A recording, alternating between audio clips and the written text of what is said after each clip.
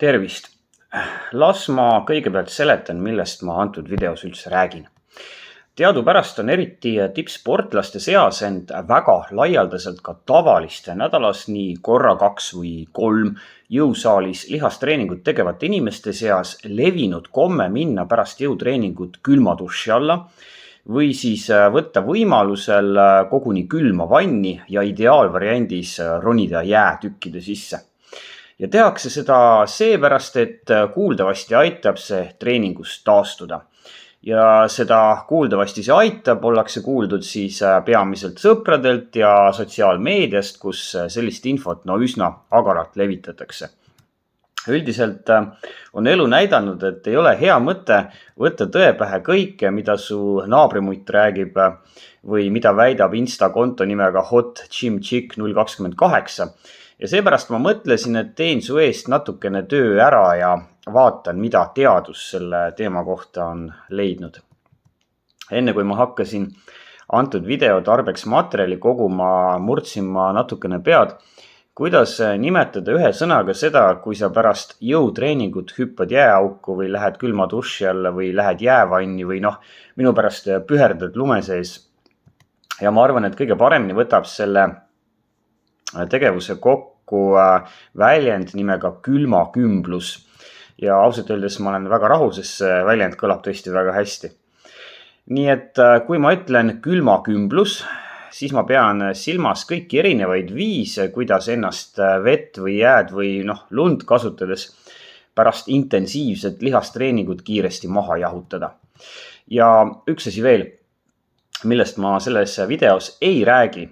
Ma ei räägi külmakümbluse mõjust üldisele tervisele ja kaalukaotusele. Ma ütlen lihtsalt nii palju, et kui ma vaatan seda teemat puudutavaid teaduspõhiseid leide ja panen selle kõrvale need väited, mida siis vallas paljude fitness influencerite poolt esitatakse, siis ilutseb nende kahe vahel, ütleme nii, tohutu kuristik. Kui sa tahad parandada oma südametervist, alandada kaalu ja mõjutada soodsalt oma ainevahetust, siis usu mind, selleks on oluliselt tõhusamaid meetodeid kui jäävanni ronida. Aga lähme teema juurde. Lihastreeningu järgse külmakümbluse mõju on uuritud päris põhjalikult ja ma võiksin siin välja tuua 10 heal tasemel teadustööd, aga selle asemel toon ma välja vaid selle käesolevast aastast pärineva väga heal tasemel metaanalüüsi, mis võtab kokku 8 varasema väga heal tasemel juhuvalimil põhineva teadustöö tulemused ja milles uuriti lihastreeningu järgse külmakümbluse mõju lihashüpertroofiale ehk siis lihaskasvule. Kokku osales seal 8 teadustööd, siis nagu ma ütlesin, neis kokku 116 inimest, kellest ainult 2 muide olid naised. Ja see on nüüd jälle väga selge diskrimineerimise juhtum. Tahaks esineda üleskutsega öelda, et naised, ronige nüüd soomusmasinate peale ja nõudke kurat, et teid kaasatakse jõutreeningut puudutavatesse teadustöödesse võrdsetel alustel meestega. Ja kui on vaja tulla lipu lehvitama, siis tulen raudselt.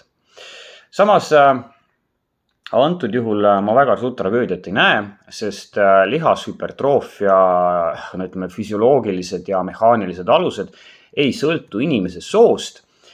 Eesti keeles tähendab see lause seda, et kuidas külmakümblus mõjutab lihaste kasvu ja tugevnemist, ei tohiks oluliselt oleneda sellest, kas tegemist on naisterahvaga või meesterahvaga või siis mõne kolmanda variandiga. Ma metaanalüüsi lisatud uuringutel pikemalt ei peatu. Mainin ära ainult selle, et neist tehti lihastreeningut kas ülakehale või alakehale või kogu kehale. Veetemperatuur oli 10 kraadi kuni 15 kraadi ja katsetes osalejad külmkümblesid 3-15 minutit pärast lihastreeningu lõppu. Ja oluline on sellega kõigega seoses ka loomulikult see, et kaasatud uuringud kestsid 4-12 nädalat. Pikemalt jahumata lähen kohe tulemuste juurde ja nagu sarnastes uuringutes üldiselt ikka, leiti, et lihastreeningu järgne külmakümblus mõjub lihashüpertroofiale negatiivselt. Ehk siis, kui sa valad ennast pärast jõusaalist treenimist külma veega üle või lähed külma vanni, siis kasvavad su lihased vähem, kui nad kasvaksid ilma selle protseduurita.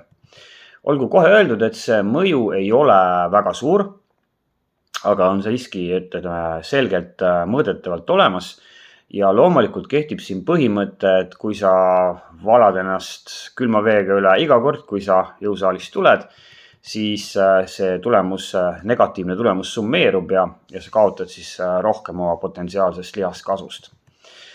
Teadlaste lisaanalüüsid ei näidanud, et külmakümblus lihaskasvu kahandavat mõju mõjutaks see, kas sa oled teinud jõutreeningut juba aastaid või oled sellega alles alustanud, kui sageli sa jõusaali külastad ja ka see, kas sa vedeled jõusaalist tulles külmas vees 3 minutit või 30 minutit.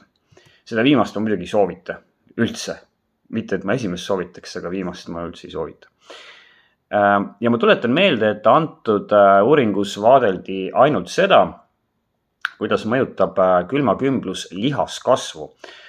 Aga kui me tahame teada, kuidas on näiteks lugu lihasjõuga, lihastugevusega, mis on lihastreeningu teiseks väga oluliseks tulemuseks, siis on tore teada, et selle kohta on ka tehtud päris palju heal tasemel teadustöid ja kahjuks ilmneb ka ses osas selgelt seos, mille kohaselt vähendab lihastreeningu järgne külmakümblus jõutreeningu tulemusi lihasjõu arengu osas.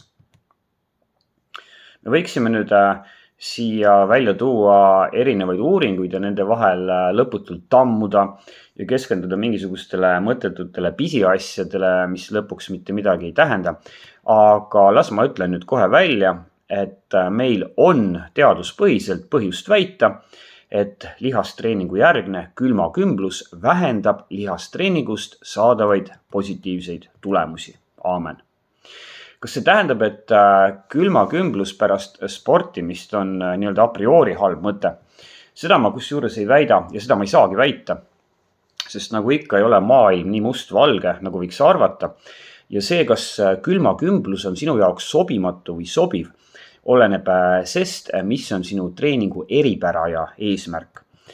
Alustada võiks kasvõi sellest, et just äsja mainitud teaduslikus analüüsis tuuakse muuhulgas välja, et külmakümblusel ei ole treening järgset negatiivset mõju aeroobse füüsilise aktiivsuse korral. Ehk siis see vähendab lihaskasvu ja lihastugevuse kasvu pärast hantlite tõstmist ja kangi rebimist. Aga näiteks pärast jooksmist või rattasõitu võib see olla täiesti mõistlik lähenemine. Ja meil on lisaks olemas parasports väga häid teadustöid, mis näitavad, et treeningu järgne külmakümblus aitab kaasa kiiremale taastumisele. Näiteks selles 2023. aastast pärinevas metaanalüüsis, mis võtab kokku varasema 20 juhuvalimil põhinevad uuringu tulemused, leiti, et treeningu järgne külmakümblus vähendab treeningjärgset lihasvalu ja alandab mõningaid taastumisega seotud probleemseid markereid või näitajaid, näiteks laktaaditaset, ehk siis lihtsamalt öeldes aitab sul treeningust kiiremini taastuda. Jällegi, ma võiksin siia ritta laduda vähemalt 10 uuringut, milles on leitud sarnaseid tulemusi, aga ma ei hakka enda ja sinu aega raiskama, vaid hakkan hoopis seda teemat vaikselt kokku siduma. Öeldes siis, et treeningu järgne külmakümblus mõjub negatiivselt lihastreeningu tulemustele, vähendades soovitud tulemusi, nagu me juba teada saime, lihaskasvu ja lihastugevuse osas, aga samas ei mõjuta see negatiivselt aeroobse treeningu tulemusi, vaid võib neid kusjuures mõne uuringu tulemuste kohaselt koguni parandada. Ja samuti on leitud, et treeningu järgne külmakümblus kiirendab taastumist. Aga mida see kõik siis lõppude lõpuks tähendab? Esiteks, see teema on ülioluline peamiselt elukutselistele sportlastele või laiemalt neile, kes tahavad oma treeningutest saada maksimaalset tulemust. Keskmisel inimesel, nagu näiteks sina ja mina, kes teevad sporti oma rõõmuks ja naudinguks ja selleks, et olla terve ja tõsta oma elukvaliteeti praegu ja tulevikus, taandub see küsimus sellele, kas sulle meeldib pärast treeningut külma vanni ronida või mitte. Ma ütlen ausalt ära, et minul isiklikult on väga raske aru saada, miks peaks keegi tahtma üldse külma vanni ronida. Aga kui see sulle meeldib, siis jumala eest, lase minna. Ja teine punkt, mida ma tahaks teemat kokkuvõttes välja tuua, on see, et sa peaksid läbi mõtlema, mis tüüpi füüsilist aktiivsust sa harrastad ja mis oleksid sinu jaoks külmakümbluse plussid ja miinused. Kui sa armastad jõutreeningut ja tahad saavutada häid tulemusi ja sul ei ole probleeme taastumisega, siis ei näe ma tegelikult sellisel tegevusel mitte mingisugust mõtet. Kui sul on probleeme taastumisega, siis peaksid sa tõenäoliselt hoopis esmalt üle vaatama oma treeningute sageduse ja treeningmahud. Ehk siis on väga suur võimalus, et sa treenid liiga sageli ja liiga suurte raskustega. Või teine variant on see, et sa külastad jõusaali näiteks ainult kord kuus, paned seal suht hullu ja pärast igat seda kord kuus külastust on sul lihased arusaadavalt retsilt haiged. No sellise sagedusega ei saagi su lihased ju tegelikult jõutreeninguga ära harjuda ja sa peaksid hoopis tõstma sagedust, millega sa käid jõusaalis, ehk siis ideaalis püüdlema sinna 2-3 korda nädalas poole. Mõlemal kahel viimasel mainitud juhul võib külmakümblus su taastumist kiirendada, aga sa pead aru saama, et sa tegelikult tegeled külmakümblust harrastades sümptomite, mitte põhjusega. Ja pikas perspektiivis ei anna külmakümblus sulle selles plaanis soovitud tulemust.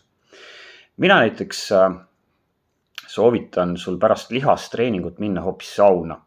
Meil on olemas hulganisti teadustöid, mis näitavad üheselt, et saunal on olemas vähemalt mõõdukas positiivne efekt lihastreeningu tulemustele ja üllatavalt suur positiivne mõju üldisele tervisele.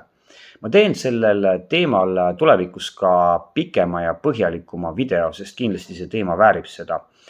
Aga seni ma tahaks sulle südamele panna, et tule sealt külmast vannist nüüd välja, pane riided kokku ja jõusaalis näeme.